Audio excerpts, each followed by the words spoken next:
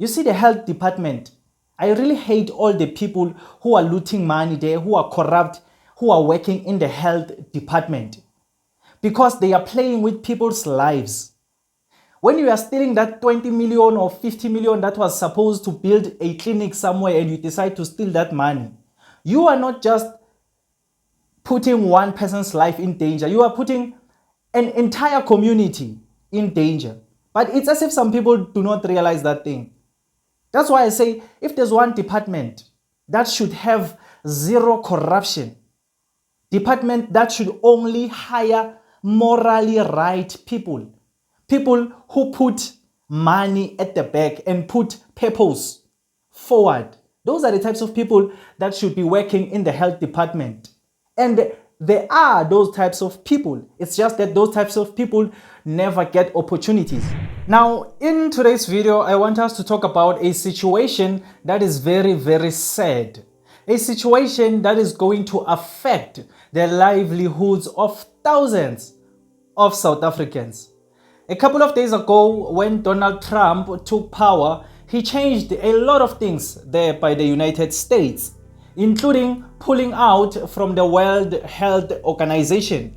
A lot of people were confused as to why you would pull out of the World Health Organization. And then Donald Trump actually came out in response and said that is a big scam that is just benefiting from America, but America is not benefiting from the organization. So it's no use being part of something that only goes one way.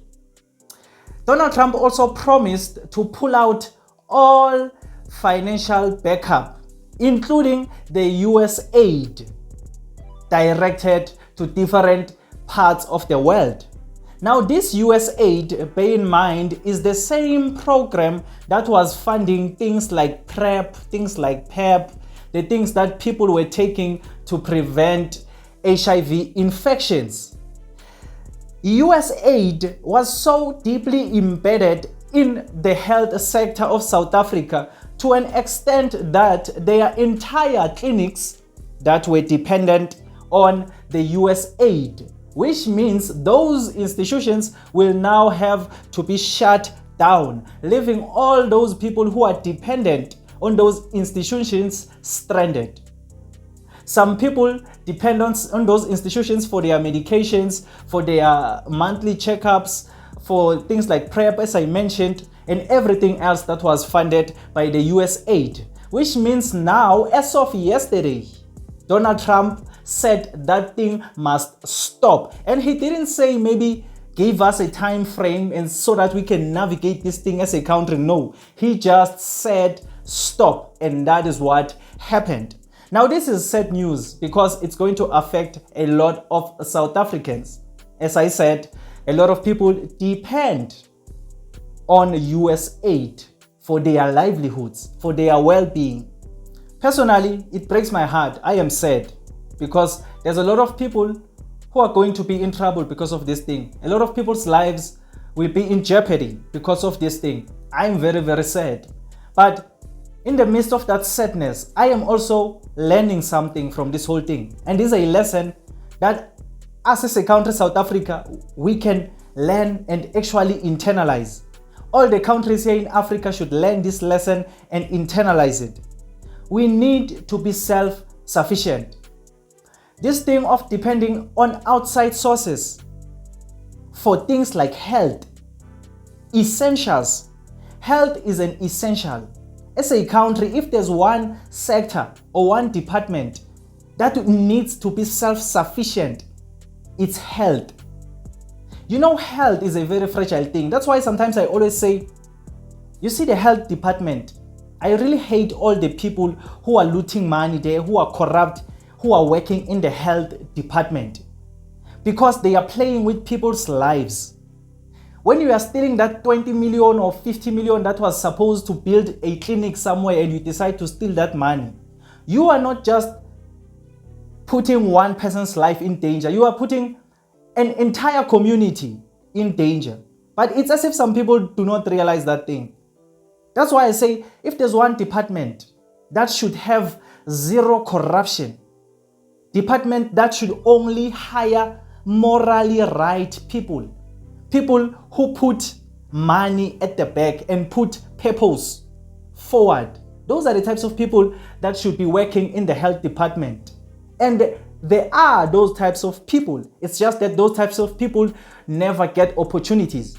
There are some people out there who do not care about money, who are just interested in helping other people. There are people who are out there doing medicine or doing nursing, whatever, and they are not interested in the money. They can't wait to get employed because they want to help people. There are some people who would be perfect candidates for those executive positions in the health sector who do not care about money. Those are the types of people we need to search for. Those are the types of people we need to help to have in our health department, because that's a very serious department. Look, now we are left in a crisis. That same department cannot sustain the citizens of South Africa, now leaving South Africans in danger. Those clinics that were funded by the US aid should be funded by South Africa. Those programs that were supplying, distributing, PrEP and things like that should be funded by South Africa, not outside sources. Okay, we would understand if we were dependent on outside sources for non-essentials, things that won't cause chaos in the country, we would understand.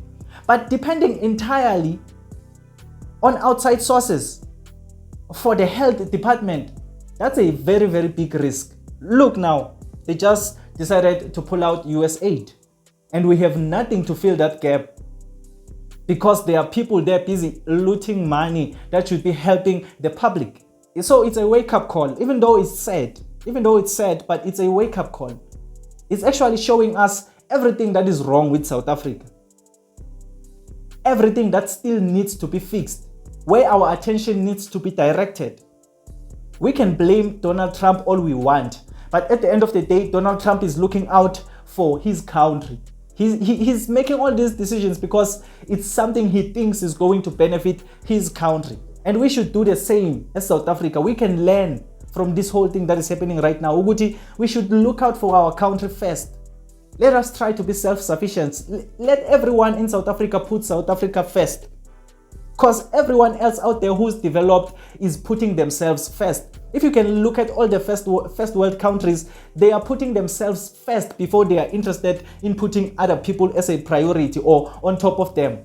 Let us try and put ourselves first. Let us try and fight all this corruption that is in our country. Let us try and make decisions that are well thought about before maybe we choose leaders, we choose anyone who's going to be in a position of power. Let us think critically before, so that we can try and end all this corruption in this beautiful country of ours. If we don't do that, we are going to depend on other people forever. People aboyos jigela at the end. It's a very interesting time. I don't know whether you realize this, but 2025 is a very different year. A lot is going on right now. We just entered 2025, but around the world, even here in South Africa, you can see what is happening right now in South Africa. There's a lot going on. So this year is going to be a roller coaster ride. A roller coaster ride. I hope you are strapped on, your seat belt is strapped on, and you are ready for a bumpy ride. Because I promise you, there's something different about this year. I don't know what, but there's something different about this year. Tell me on the comment section down below, what do you think about this whole thing of Donald Trump pulling out US aid? Whether you agree what I'm saying, we should be self-sufficient, we should be self-reliant, especially when it comes to things like health, the essentials. Tell me on the comment section down below. But if you just enjoyed this video or you learned something new, please leave a like and subscribe to this channel. I would really appreciate it. My name is Emmanuel and this is Mzansi Versity, the place where we transform lives through knowledge and information. Let's meet again on another video.